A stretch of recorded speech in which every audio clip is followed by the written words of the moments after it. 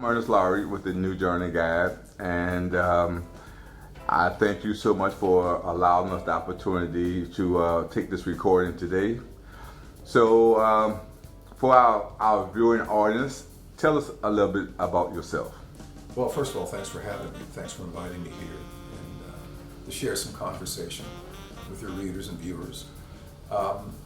My name is Jay Sinnett, and I think maybe some of you know me as a broadcaster, radio broadcaster for public media. It used to be public radio for many, many years, public broadcasting. We identify ourselves now as public media, WHRO Public Media. And I've been the host of Sinnett In Session now, wrapping up my 30th year of hosting jazz on Sinnett In Session, and about 16, 17 years now hosting the R&B Chronicles. My jazz show on WHRV FM is heard Monday through Thursday nights from 9 until 1, Saturday mornings for all the insomniacs out there from 1 until 5, and Sunday afternoons from 1 until 5, and the R&B Chronicles is heard Friday nights from 7 until 8. Classic soul music, the real deal, right? The real deal. Musicians playing instruments, not these computerized samples. The real deal, man. Soul music, the way it used to be. I'm also a musician. Some of you may know that I'm a drummer, composer, music educator. I taught for the Governor's Gifted High School program for many, many years. I taught at Christopher Newport University. I teach privately, these days via Skype or some other internet outlet. And I have my own groups. I have my 0 to 60 quartet. I have my trio, my jazz groups. I also had the Americana Groove Project, which was kind of a sidebar project for me to go back to some of my old soul and funk and rock roots. So, I've been involved in a lot of things over the years, and that's just a little bit about, what I do. It's not all that I like to do, but some of the things that consume a major part of my life. So, with your jazz trio, you guys been together, what, about 25 years now? Since 1995? My trio has been together since, almost like late 20s. Let's see, 20 in years, but 28, 29 years, something like that. I've been playing with Alan Farnham now since almost 30 years with my pianist. And my 0 to 60 quartet has been together since 2016, but my trio is in that quartet. It makes up that quartet. I just added a saxophonist, Ralph Bowen, to complement the quartet, or to actually complement the trio. But two different groups. Now, in my trio, though, today, for the past few years, pianist Weldon Hill has been playing piano in my trio, and Justin Coughlin was the pianist in the trio for many years. Alan is just now playing with my 0 to 60 quartet. So I've had some pretty amazing piano players and great musicians working with me. But there are two different conceptual ideas with the group. The 0 to 60 quartet it features most of my compositions, my writing, my conceptual direction, and my trio is more traditional, more standard. We do more standard material, that's straight up 2/5 swing, bluesy kind of old school, the foundational jazz. And I do that on purpose because the history, man, is so important to me. And I always tell my students that the trees have to have roots. You don't start from the leaves. You got to go back and understand that historical foundation before you can really find out who you are, find your voice, move your craft and art forward. And so the trio is kind of a historical platform for me, man, to go back to the roots of the music. Swing, right? Swing. I love the swing, man. It's like if you play funk, you got a groove, you got a pocket, you got a groove. It's like, it's not an old school thought that people will identify as old school.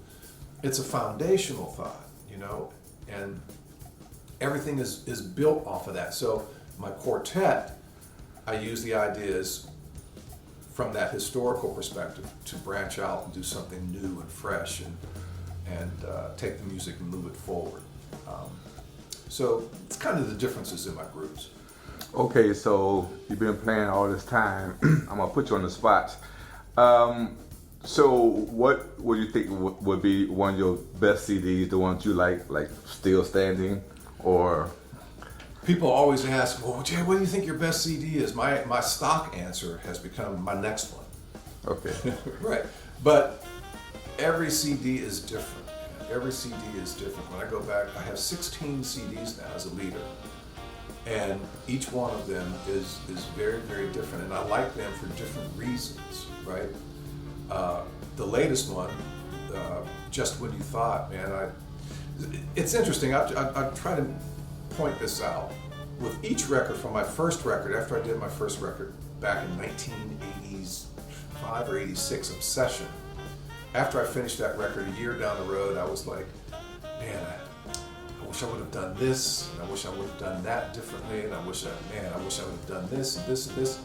And then the next record came out, which was Blue Jay, and I didn't have as many of those when I wish I would have done this differently, I wish I would have done that differently. So there were fewer of those, and then the third record, there were even less, So my objective became, in addition to a lot of other things, getting a great artistic presentation with the music, was to take out the questions or take out the I wishes, like, man, I wish I would have changed this. Probably out of the 16 records, there are about 4 that I could go back and say, yeah, we got to exactly what we were after. And that is an art in itself, man. And one of the biggest challenges for musicians is to record in a way that you get to 100% of what your objective is. And either your writing, your improvisation, the feel of the songs, the whole architecture of the project. Is it exactly the way you want it? And I've gotten to a point through maturity, actually, to not record until I feel like I'm absolutely in a place where I say, okay, I can get the architecture of this project 100% the way I want it. Or I can live with 90%, right? There's always going to be that little bit, you're your worst critic, right? And I'm my worst critic. But if I can get within 10% of getting to my total objective, then I've succeeded. And I would say 4 or 5 of my 16 records, I've gotten within that 90 to 100% range. I like the word that you use, maturity, because when I listen to your show, it always seems as though that you're constantly teaching, and I mean, that's why I gather from that. So is this your intent when you broadcast or when you're doing things, or is it just a flow? Well, I think people should understand that the core mission of public broadcasting, public media, has been education. And there's this belief in some radio circles, man, play the music. People just tune in for the music. People just tune in to hear the music. I did research with my listeners years ago, right? And the research was, why do people contribute? Since we're non-commercial broadcasting, we have to fundraise. So why do people contribute to my show? And over 75%, 78% responded that the reason they support the program is because of what they learn. Right? Think about that for a moment. What they learn when they listen to the show. So it's not really the music. I mean, they enjoy the music, but jazz is a very, very difficult music to understand and enjoy. You don't really have to understand what I'm playing, but you have to be able to feel and enjoy the music. But I've learned that the more people can understand about jazz, the more people will listen to jazz. And jazz has a very small listening audience compared to rock and roll, or compared to R&B, compared to soul, because of the way it's played. It's mostly instrumental. It's played with a different rhythm than any other style of music you hear, the swing rhythm. It's so harmonically, rhythmically, and melodically advanced. Jazz has more improvisation than any other music you listen to. When we listen to a good funky R&B tune,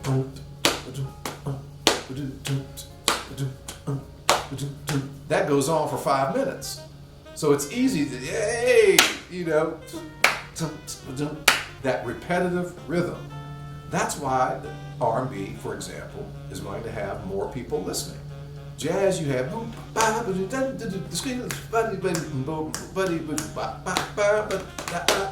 see, it's really syncopated, man. You got all this stuff flying around. So the audience, the listening audience, is going to be smaller. So I realized this years ago, and I felt, well, I have an opportunity to not just play jazz, pick out and play, this is Charlie Parker. I can tell people till they're blue in the face where Charlie Parker was born, how old he was when he died, what horn he played, or John Coltrane played tenor saxophone and soprano saxophone. He played alto saxophone when he first started. Those are historical anecdotes. That's not going to teach people how to hear jazz. So sometimes during my show, I'll play like Take 5 by Paul Desmond with the Dave Brubeck Quartet. What does Take 5 mean? It's kind of a double entendre, really. Take 5 meaning take a break, take a rest. But then musically, it's the 5/4 meter. Now, what does that mean?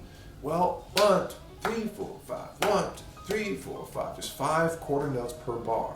So I'll tell people just in layman's terms, okay, I'll throw it out there. You may not completely understand this, but it makes people think about the music a little bit, and then they'll try to feel the song. I'll say 5/4, 1, 2, 3, 4, 5. 1, 2, 3, 4, 5. Now if I put those little bit of accents in there, like they do in music, 1, 2, 3, 4, 5. 1, 2, 3, 4, 5. And so now people are listening to the song.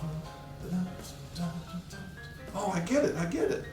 So they've learned something that they didn't know before, but the public broadcasting platform gives me the opportunity to teach people more than just where the third trumpet player was from, or more than just who's featured on this recording. You know, people want to be educated, man. They want to learn, and I think we need to give people more credit for and recognizing that more people want to learn than we think they want to learn, right? And if they're tuning in for a reason. They're tuning in for a reason. They want something. And in the case of the public media audience, the public broadcasting audience, man, it's an educated audience, very informed audience, worldly informed, and they want to learn. They want to be informed. So yes, education is a big part of it, but in that way, for that purpose. Okay, in your travels, do you recall at any point where you may be in a position where you missed an opportunity to do something? Yeah, I think you live long enough, you'll look back on something and go, man, why did I do that, man? You know, oh yeah. I had, I'll give you one good example. My very first record, Obsession, I had Frank Foster, the legendary saxophonist Frank Foster. And Frank went on to take over the Count Basie Orchestra. He was part of the Basie Orchestra for many, many years. Did a lot of great arrangements for the band, wrote Shiny Stockings, great, it was almost a hit for the band. And when Count Basie died, Thad Jones took over the band, and then Thad Jones died, and then Frank Foster took over the band. And I was at home, this is years ago, man. I was living in Norfolk at the time. And I get this phone call at like some crazy hour of the night, woke me up. I'm like, who's calling me? So I answered the phone. Oh, Jay, this is Frank. Frank who? Frank Foster. Frank Foster? Hey man, what's going on, man? You know. He goes, listen, I got one question for you. I said, okay. He says, if I need you for the Basie band, would you be ready? Needless to say, I woke up real fast. I'm like, what? Say that again? He said, if I need you for the Basie band, would you be ready? I'm like, yeah, man, you know. He said, okay, all right, I just need to know that. All right, take care. Needless to say, I didn't go back to sleep because I wasn't really sure what that call meant. But what I did, man, in hindsight, when I look back on that situation, sometimes when you're given that opening, when that door cracks open a little bit, you can't sit back and wait for whoever is on or whatever's on the other side to open it fully and say, and grab your hand and pull you through.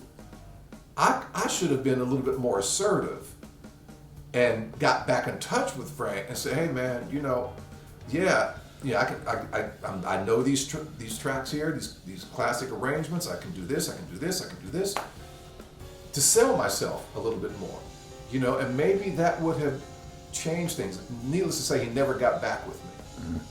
And I'm not saying that if I would have been a little bit more sort of aggressive in pursuing that it would have happened. And I was honored, man, and blessed that he would just even consider me for that extremely noble position of the drum chair in the Count Basie Orchestra. But I've learned from that situation to be a little bit more assertive at times, knowing when to be. It's like knowing when to pick your fights, you know what I mean? And so that was one opportunity that I may have missed from just being a little bit, you know, just more reserved than I probably should have been. Well, let me ask you about this other event that may have happened. I'm not sure about the full story, but I heard that you were in New York some years ago getting a pizza, and you happened to walk into a situation where someone was filming. So you know what I'm talking about, right? You know where I'm going with this. All right, take it from there. I was in New York. This was December or January of this year, or January of this year or December of last year. And I was staying at the Roosevelt Hotel. Beautiful, beautiful, old structure, right? One of my favorite hotels up in Manhattan. And it was lunchtime. I said, well, you know, kind of hungry, so let me go across the street and get a pizza or a sub or something like that. So I come down into the hotel lobby, and there's all these people, you know, all these people hanging around and dressed oddly and you know, just hanging around. And I happened to look, and there are all these lights or something. I said, oh, they must have been filming something here, right? And I just walk out, right? And I go across the street and I get a little pizza. I was over there maybe for about half an hour waiting to get the pizza, and I was going to bring it back to my hotel room.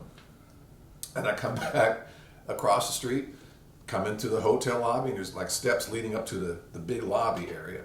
And I come walking up, and I remember when I got to the top of the steps and I started walking, it was kind of a circle of people, and they were all dressed strangely, and they weren't really moving.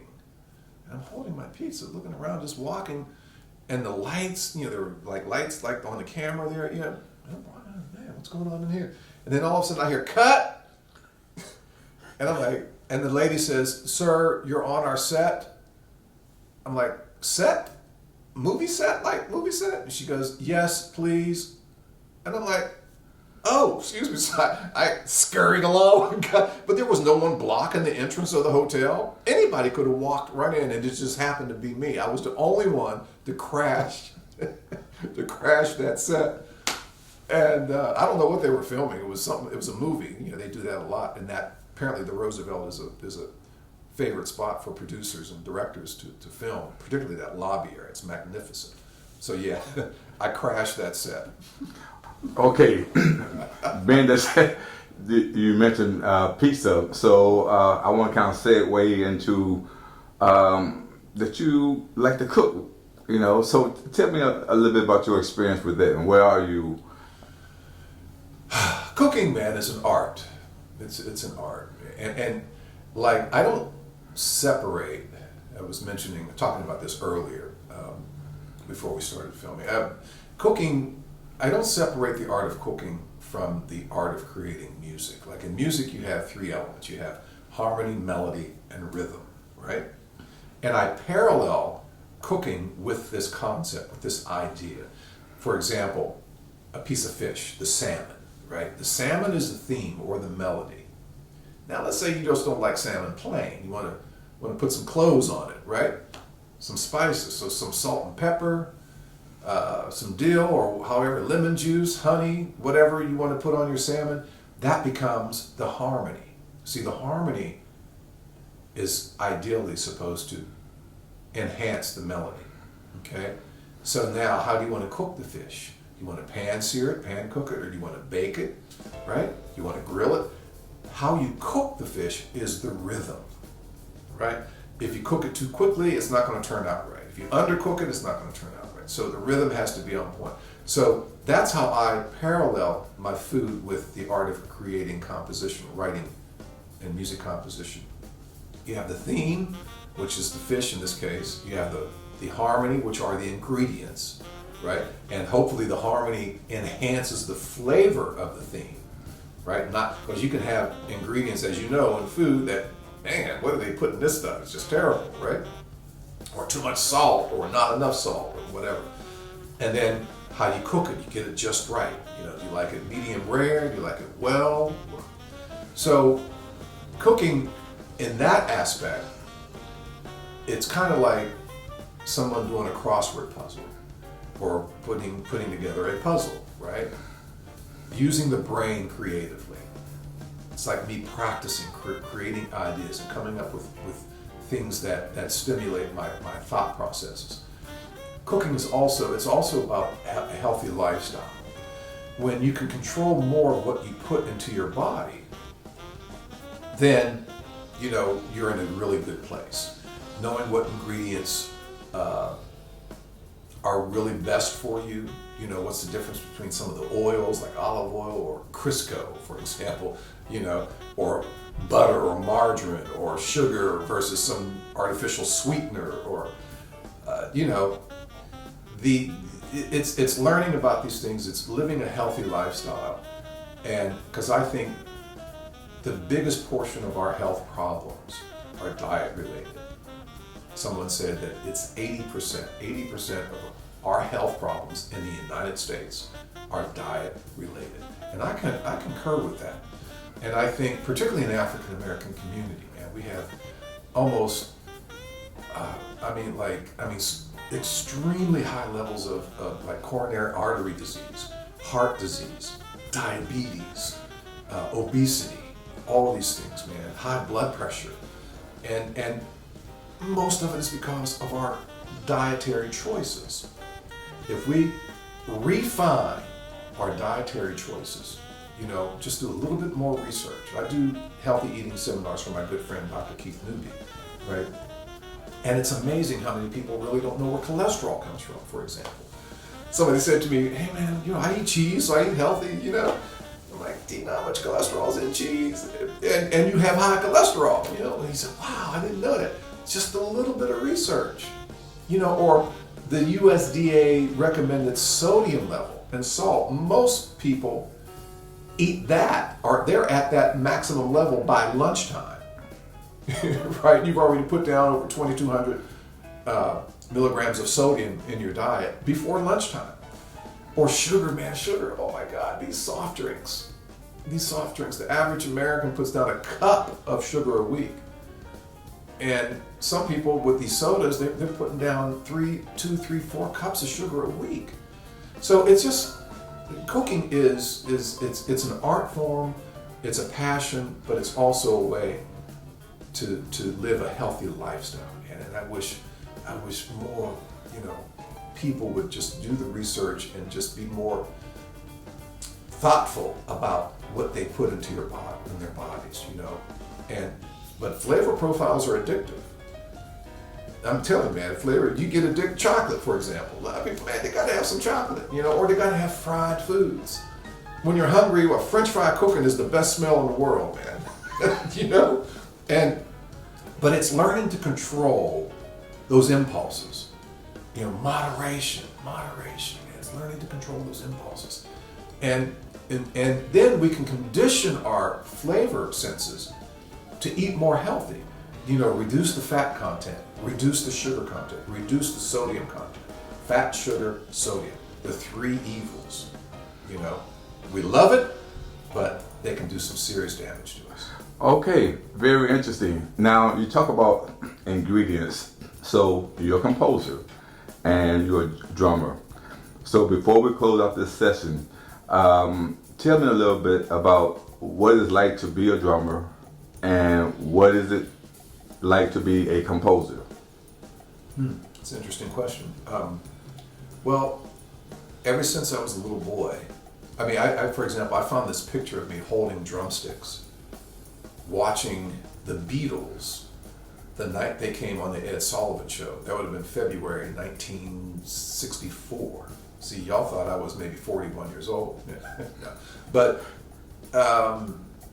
so that's how far drumming in some capacity goes back. I was a little boy when I saw this. The sticks were almost bigger than I was, but I was banging away watching Ringo on the Ed Sullivan Show. You know, I was like, man, that's what I want to do. And it's like what I felt I did was just follow my natural rhythmic instinct, you know. It was like kind of a calling for me in a way, drumming.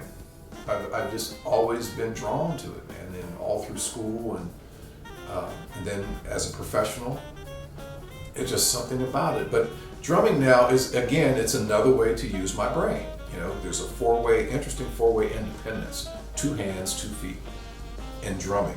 It's like how we use these 4 elements to create certain rhythms, right? And it's like that crossword puzzle thing again. It's using my brain constructively and smartly, right, to create things. And I like making music feel good. See, that's the drums, man. That's the rhythm. You like, you know, the drums make the music either feel good or take that feel out of the whole groove, so that pocket is lost. So I like making the music I play feel good, with good time and all that stuff. Now, there was a point in my career early on, years ago, where I started hearing ideas, like compositional ideas. Like, man, I wish I could play this, but I was playing with so many other people, and I wasn't able to get to my ideas. So I concluded that the only way I was going to be able to get to my ideas was to learn how to write my own music. So I started studying composition, and I want to thank my good friend, saxophonist, educator, Abdul Salim, who's lived here. He's lived over in Europe for many, many years now. But he and I were roommates for a while. He was in the Armed Forces School of Music as an educator, Armed Forces educator. He would bring home tests for me and said, just because you're a drummer doesn't mean you get a pass on learning harmony and theory and those things. So I got into composition from him. He initiated. He gave me that motivation to go in that direction. And the more I learned about composition, the more I was able to write music that gave me the platform to play drums the way I wanted to. You know, that's the beauty of being able to know how to write your own music. Because if you're a composer, then you can write music, and an instrumentalist, you can write music that gives you the opportunity to play your instrument the way you really, really want to play it. And so that's the difference. You know, I had sounds, melodic sounds. I had harmonic sounds in my head, melodies. You know, and if I just stuck with drums, I couldn't get to that. So I wanted to create my total sound picture, my aural picture. I want people to, when they hear a Jay Sinnett song, they say, yeah, that's Jay Sinnett. Like you hear Duke Ellington, you know, that's Duke Ellington. Or you hear, you know, Vince Mendoza or these great composers, you know. You hear Bach, you know it's Bach. You hear Mozart, you know it's Mozart. You hear any great writer, Maria Schneider, you know. So there's so many great writers, man. And or film scores, you know. I mean, when I hear a Terrence Blanchard film score, I said, yeah, that's Terrence Blanchard. You know, they have a sound. And I think we've developed our sound over the years. And so that's really the difference in just dealing with drums and dealing with drums from a composer platform. I can create the music that gives me the opportunity to play the instruments, play my instrument the way I really want to. Okay, last question. I know you have opened for a lot of entertainers in this area, played at the Judges Chamber and places like this here. But what I hear in the streets, and being that you are who you are, and as an instrumentalist who plays, I hear a lot of people always say, man, I wish I had a place I could go and listen to the jazz. Why is that not a constant that we have that? Well, nightclubs, restaurants, they're hard businesses to sustain, just in general, with or without music. It's just difficult, because you need that consistency every week. If you get too artistic, that's why Cracker Barrel succeeds. Because you just have down home, everyday, comfort food. So people are always going to be drawn to that. So if you're a chef and you want to create, these really exotic, highly artistic dishes, your clientele base is probably going to go from that to that. But if you want to have a venue that has jazz, I've always said, and succeed, I've always said, it's not going to be the jazz that's going to have your place succeed. In general, it's going to be the food. You need some sort of interesting quality food that people are drawn to. Now, if you have, there was a Havana Nights in Virginia Beach, it was successful, but the venue was in three parts, like a restaurant, then there was a cigar bar, and then there was the jazz club. But the jazz club was small, right?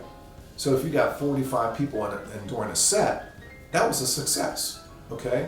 Because that was a small environment. But there are a lot of ways to make it work. If you get bigger than that, food is going to have to play into the success of your venue. And I think what happened with the Judges' Chambers, the original owners sold it. They had a great menu at first, and then we were bringing in, I brought Wynton Marsalis in that place. I brought Art Blakey and the Jazz Messengers. I brought Freddie Hubbard there. I mean, some jazz, Joe Henderson, jazz giants I brought to the Judges' Chambers. But they had a great food situation to complement the music. So we had a success for many years, and then the owners sold it, and the new people that came into the place, started mixing up the music. Now people didn't know what to expect when they went there, jazz or folk or blues or whatever. And the food started going downhill. The menu wasn't happening. So, there were those factors played into that. And then there were other places that opened. O'Hara's Reef was there in downtown Norfolk for a while. There was Harvey's that used to be in the old Holiday Inn. The same thing. I brought great artists in there as a producer. But their food thing wasn't happening. It just wasn't happening. So if you can find a situation where you get a good location where people can feel safe logistically, you get a great menu that's not overcharged, right? And you have that balance between the yumminess and the healthiness on that menu, enough to intrigue but not overly artistic, right? And if you have a great platform for the musicians to play, meaning you have a great sound system, a great visual point of view where people can sit comfortably in good quality chairs wherever they're sitting and see all the musicians clearly, and you got a good sound happening, I believe, and you need a marketing situation too that's going to know how to reach the people that are more likely to come and see you perform. So you need a marketing budget, you need somebody who understands how to utilize social media. You need people that are go-getters, that you need people, servers that are kind, that are expedient, that know how to manage, people relations. There are a lot of things involved in this process that can make or break a successful venue.